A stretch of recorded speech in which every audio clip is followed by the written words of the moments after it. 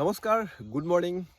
সকলোকে স্বাগতম জনাইছোঁ মোৰ এটা নতুন ভিডিঅ'লৈকে। মোৰ এইটো এটা নতুন চেনেল হয় ইউটিউবৰ, আৰু এই নতুন চেনেলটোৰ কাৰণে মই ভিডিঅ' এটা বনাই আছোঁ। আশা কৰোঁ আপোনালোকে সকলোৱে ভাল পাব।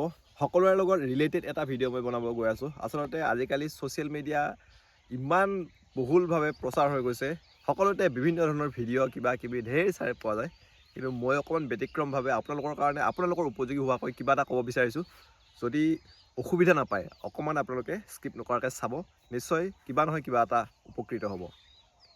আজিকালি আপোনালোকে দেখিছে সকলোৱে ছ'চিয়েল মিডিয়া ইমানেই ব্যৱহাৰ কৰে, আৰু ময়ো তাৰ ব্যতিক্ৰম নহয়।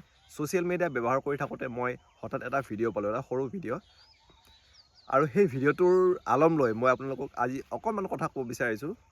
চ' এতিয়া ৰাতিপুৱা সময় 5:38। ৰাতিপুৱাই সেই আপোনালোকৰ কাৰণে এটা ধুনীয়াকৈ ভিডিঅ' বনাই আছোঁ, এটা বহুত সুন্দৰ বাৰ্তা এটা লৈ পেলাই। আজি ভিডিঅ'টো এনেকুৱা ধৰণৰ যে আজিৰ সমাজত প্ৰায় বহুত কম বয়সৰ ল'ৰা ছোৱালীবিলাকৰ আত্মহত্যাৰ যিটো প্ৰৱণতা সেইটো বহুত বেছি হোৱা দেখা গৈছে।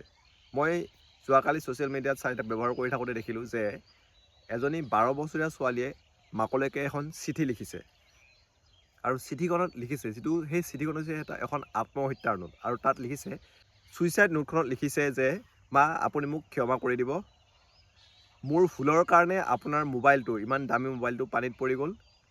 গতিকে মই বহুত চেষ্টা কৰি মোবাইলটো বচাব নোৱাৰিলোঁ। মই পেলাব বিচৰা নাছিলোঁ, কিন্তু হঠাতে হাতৰ পৰা পৰি গ'ল। গতিকে মোক ক্ষমা কৰি দিব। মই জানো আপুনি মোক ক্ষমা কৰিব নোৱাৰিব হয়তো সেইটো কাৰণে, কিন্তু মই আশা কৰিছোঁ মোক ক্ষমা কৰিব, আৰু আপুনি হয়তো ঘৰলৈকে ঘূৰি আহি পোৱালৈকে মই জীয়াই নাথাকিম। গতিকে মই মৰি যোৱাৰ কাৰণে আপোনালোকে দুখ নকৰিব। যিটোকে মই ভুল কৰিলোঁ সেইটো কাৰণে মই আপোনালোকৰ পৰা চিৰদিনৰ কাৰণে আঁতৰি যাম। কিন্তু ইমান এটা কি ডাঙৰ কথা আছিলে যে সাধাৰণ মোবাইল এটা পানীত পৰাৰ কাৰণে এজনী 12 বছৰীয়া ছোৱালীয়ে মাকলৈকে তেনেকুৱা ধৰণৰ ছুইচাইড নোট লিখি পেলাই আত্মহত্যা কৰিলে। আচলতে এইটো এটা এনেকুৱা প্ৰব্লেম হৈছে যে আমাৰ আজিকালিৰ যিটো জেনেৰেশ্যন আৰু মাক দেউতাকৰ মাজত যিটো এটা বণ্ডিং থাকিব লাগে, যিটো এটা ৰিলেশ্যন থাকিব লাগে, সেই ৰিলেশ্যনটোৰ ইমানেই ডিষ্টেঞ্চটো বাঢ়ি গৈছে, যাৰ কাৰণে ল'ৰা ছোৱালীয়ে মাক দেউতাকক যদি কিবা এটা সাধাৰণ ভুল কৰে সেই ভুলটোৰ বিষয়ে অৱগত কৰিবৰ কাৰণে ভয় কৰে, যে মই এনেকুৱা এটা কাম কৰিলোঁ, যদি মই এই বিষয়ে মা দেউতাক কৈ দিওঁ তেতিয়াহ'লে মা দেউতাই মোক পানিছমেণ্ট দিব বা অন্য কিবা কৰিব। যাৰ কাৰণে সেই ভয়তে বহুতো ল'ৰা ছোৱালীয়ে মাক দেউতাকক সেই বিষয়ে ক'ব নিবিচাৰে, আৰু এই ক'ব নিবিচৰাৰ কাৰণটো মূলতে আছে মাক দেউতাকৰ পৰা যে আজিকালিৰ শিশুবিলাকৰ যিটো ডিষ্টেঞ্চ, সেই ডিষ্টেঞ্চটোৰ কাৰণে। আৰু এই ডিষ্টেঞ্চটো আচলতে মেইনটেইন কৰিব লাগে প্ৰথম অৱস্থাত নিজৰ মাক দেউতাকে।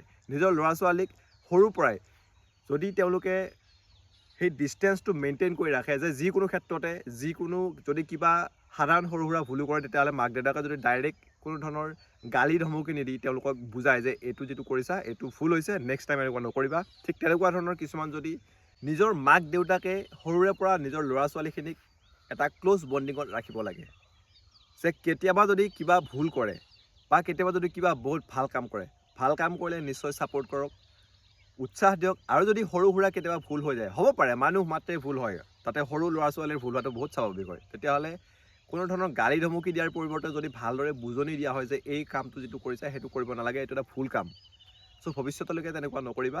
আৰু যদি কেতিয়াবা কিবা হয়, কিবা বিপদ হয় বা কিবা তেনেকুৱা অজানিতে ভুল হয়, আমাক লগে লগে জনাই দিবা, যাতে আমি তাৰ এটা চলিউশ্যন উলিয়াব পাৰোঁ। চ' এনেকুৱা যদি বণ্ডিংটো সৰুৰে পৰা থকা হয়, তেতিয়াহ'লে নিশ্চয় ল'ৰা ছোৱালীয়ে মাক দেউতাকক ভয় নকৰে, আৰু যদি কেতিয়াবা কিবা অজানিতে ভুল হয় তেতিয়াহ'লে সেই বস্তুখিনি মাক দেউতাকক জনাই দিয়ে, আৰু বিনিময়ত কি হ'ব যে তেওঁলোকৰ মাজত এটা বণ্ডিং থাকিব, কোনো ধৰণৰ এনেকুৱা বিপদ হোৱাৰ সম্ভাৱনা নাথাকে। আৰু ৰিচেণ্টলি দেখিছোঁ যে আমাৰ অসমতো এই প্ৰৱণতাটো বহুত বেছি হৈ গৈছে, আৰু অসমত প্ৰৱণতাটো বেছি হৈছে মানে কি হৈছে, তেনেকুৱা ধৰণৰ ছুইচাইড। লগতে এনেকুৱা হৈছে যে আজিকালি ক্লাছ 9-10ৰ ল'ৰা ছোৱালীবিলাকৰ মাজতো বাক বিতণ্ডা হয়, যুদ্ধ হয়। স্কুলতে বিভিন্ন সময়ত দেখা পাইছোঁ বাক বিতণ্ডা হৈছে, যুদ্ধ হৈছে। ইভেন ক্লাছ 9-10ৰ ল'ৰা ছোৱালীৰ মাজত সংঘাত হৈ মৃত্যু পৰ্যন্ত হোৱা এতিয়ালৈকে দেখা গৈছে। কিছুদিন আগতে আমাৰ দৰং জিলাতে তেনেকুৱা এটা ঘটনা ঘটি গৈছে। এইবিলাকৰ মূলতো আচলতে তেনেকুৱা হয় যে ল'ৰা ছোৱালীবিলাকক যিটো শাসন কৰিব লাগে মাক দেউতাকে, যিটো চোৱা চিতা কৰিব লাগে সেইটো কৰা দেখা নাযায়, যাৰ পৰিণতিত এনেকুৱা এটা পৰিৱেশৰ সৃষ্টি হয়। গালি খোৱাৰ ভয়, মাৰ খোৱাৰ ভয়, কোনোবাই কিবা ঠাট্টা কৰিব নেকি সেইটোক লৈ ভয়, এনেকুৱা ধৰণৰ ভয়ৰ কাৰণে মানুহে আজিকালি ল'ৰা ছোৱালীয়ে কি কৰি লৈছে যে মই যিটো ভুল কৰিলোঁ সেই ভুলটোৰ কাৰণে মোক বহুত ডাঙৰ পানিছমেণ্ট দিব নেকি, তাতকৈ মই ছুইচাইড কৰি লোৱাই ভাল। ঠিক তেনেকুৱা ধৰণৰ এটা ভাবে আজিকালি ল'ৰা ছোৱালীবিলাকৰ মূৰত বাহ লোৱা হৈছে। আৰু ইয়াৰ মূল কাৰণটো হৈছে যে মাক দেউতাকে যিটো ল'ৰা ছোৱালীক সন্তানক যিটো এটা সম্পৰ্কত যিটো এটা ৰিলেশ্যনত ৰাখিব লাগে, যিটো এটা দূৰত্বৰ মাজত ৰাখিব লাগে, সেই দূৰত্বটো আজিকালি বহুত বেছি বৃদ্ধি পাই গৈছে। আৰু পেৰেণ্টছবিলাকলৈকেও এটা অনুৰোধ যে আপোনালোকে নিজৰ ল'ৰা ছোৱালীৰ মাজত এনেকুৱা এটা বণ্ডিং বনাই ৰাখক যে তেওঁলোকে যদি কিবা এটা ভুল কৰে যে আমাক আহি জনাওক। ভুল কৰি আমাক জনালে তাৰ কাৰণে আমি পানিছমেণ্ট নিদিওঁ, যে হ'ব পাৰে কিবা কাৰণত ভুল হৈ গ'ল, যাৰ কাৰণে বুজাব লাগিব যে নেক্সট টাইম তেনেকুৱা যাতে নহয়। আৰু প্ৰত্যেকটো ভুলৰ পৰা যাতে কিবা এটা শিকিব পাৰে সেই কথাটো নিজৰ পেৰেণ্টছে নিজৰ ল'ৰা ছোৱালীক শিকাব লাগে। আৰু এনেকুৱা হৈ গৈছে এই ছ'চিয়েল মিডিয়া ইউজ কৰাৰ যিটো প্ৰৱণতা সাধাৰণতে আমাৰ 12-13 বছৰৰ পৰা 25-26 বছৰ এজ গ্ৰুপৰ মানুহৰ মাজত বেছিকৈ দেখা গৈছে। চ' মানুহৰ বা ল'ৰা ছোৱালীৰ এনেকুৱা এটা অৱস্থা হৈছে যে সাধাৰণ যদি কিবা এটা ভুল কৰে সেইটো সহ্য কৰাৰ শক্তি নোহোৱা হৈ গৈছে। গতিকে সকলোলৈকে অনুৰোধ কৰিব বিচাৰিছোঁ, এনেকুৱা নহয় যে ভুল মাত্ৰেই এনেকুৱা এটা সাংঘাতিক ষ্টেপ লৈ পেলাব, ঠিক তেনেকুৱা নহয়। সকলো ভুলৰে ক্ষমা আছে, চলিউশ্যন আছে।